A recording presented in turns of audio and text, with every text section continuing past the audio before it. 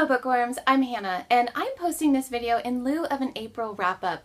This month I read 9 adult fiction novels, but 8 of those books were from this year's long list for the Bailey's Women's Prize. Since I'm releasing a video series where I review all of the Bailey's books, there's really no point in doing a wrap-up video for this month. Instead, I'm sharing with you 10 books worth buying. Each of these books have one of two things in common. I either previously owned them, for some reason got rid of them, and then regretted my decision and replaced them, or I first checked them out from the library and liked them so much that I decided to buy a copy. The one thing all of these books have in common is that I know I will read them again at some point in the future. I'm going over these books in no particular order, beginning with The Bees by Laline Paull. This is a dystopian literary fantasy that was, oddly enough, shortlisted for the Bailey's Women's Prize in 2015. It's about a courageous little bee named Flora 717 who rebels against the constricting societal rules of her hive. Not only is the prose luminous, this tense and emotional tale of one little bee manages to explore universal topics like social mores, politics, autonomy, and maternal love. This was such a unique reading experience. I've yet to encounter another book like this one. If you've read it and you can recommend something similar, please tell me about it in the comments below. Next, we have The Golem and the Jinni by Helene Wecker. This is a historical fiction novel with elements of fantasy and folk mythology. It takes place in New York in 1899 and follows the story of a female golem named Chava, who was brought to life by a man that dabbles in dark magic, and a fire genie named Ahmad, who was born in the Syrian desert and transported to New York in an old copper flask. Chava and Ahmad both settle into a pocket of the city that's inhabited by Syrian immigrants, and what follows is a charming portrayal of Jewish culture and a series of tenuous yet tender relationships between Chava, Ahmad, and various immigrants.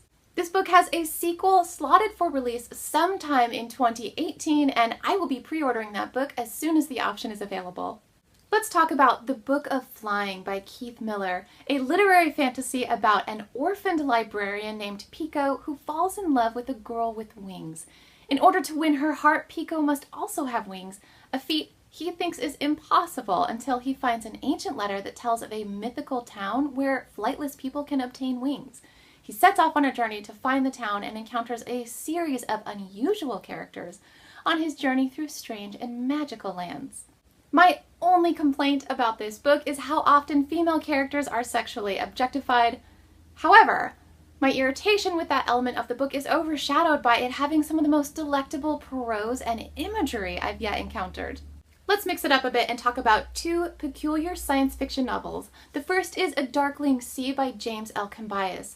The story unfolds on the aquatic planet of Ilmatar, where an alien race lives in the water beneath a thick layer of ice. Humans and another alien race known as the Sholen intend to study the aliens beneath the water and have made a strict truce that no one is to interfere with the Ilmatarans. When one of the races accidentally makes contact with the Ilmatarans, the truce is broken and the diplomatic consequences set the stage for deep-sea war. The truth is, the pacing in this book is occasionally slow, but the author delivers a fully realized alien world, well-developed alien races, and, best of all, he brings a delightful sense of dark humor to the page. The second science fiction book is Radiance by Catherine M. Valente, or as the book jacket describes it, a deco-punk science fiction alternate history space opera mystery. It's about a girl named Severin Unk, whose father is a famous director of gothic romances. Instead of following in her father's footsteps, Severin wants to make documentaries, so she travels through space to investigate the unexplained disappearance of a diving colony on Venus. Her crew returns from Venus without her, claiming the shoot went awry in unfathomable ways, and her disappearance is recounted through a series of transcribed recordings, commercials, journal entries, and metafictional narratives. I'll be the first to admit that this book is not for everyone, but it absolutely wowed me. It is strange yet wonderful, and I can't think of any other book where the line between what's real and what's not real is blurred in such a satisfying way. Moving on, I have a young adult fantasy, Blackbringer by Laine Taylor. This is the story of a fairy named Magpie Wind Witch who leaves her home in the forest of Dreamdark to travel the world with a gang of crows. She spends her time tracking down devils who have escaped from their imprisonment in ancient bottles. When a devil is unleashed who was once bottled by the ancient Jinn King, creator of the world, Magpie faces her most powerful foe yet.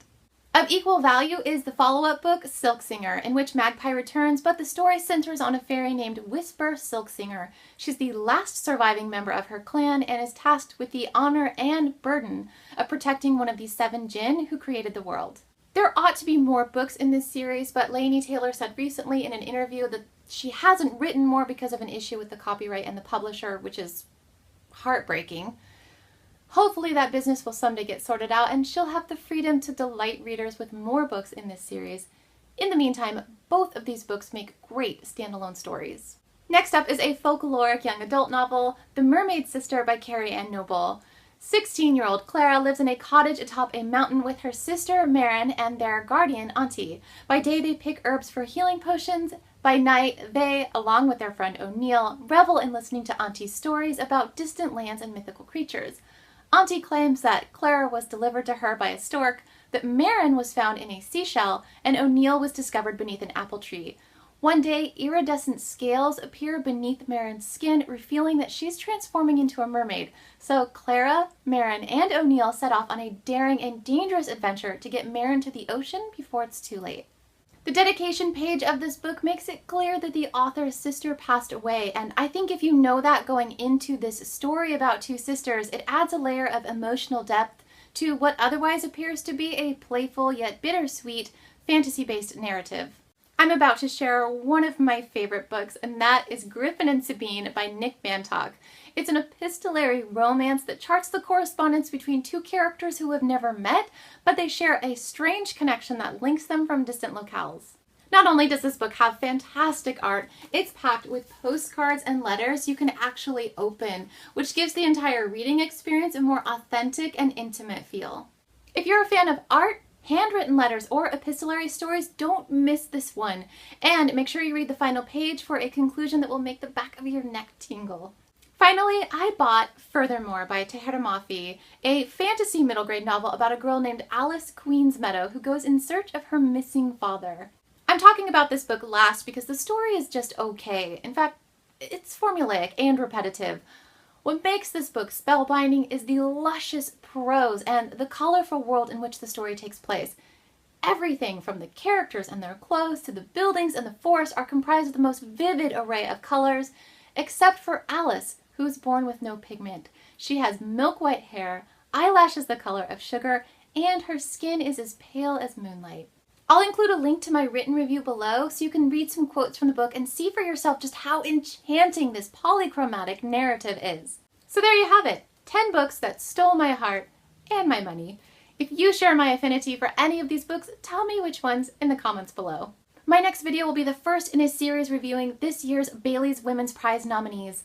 I have read all of the longlist books and I'm ready to share with you which books were a catastrophic disappointment and which books enthralled me.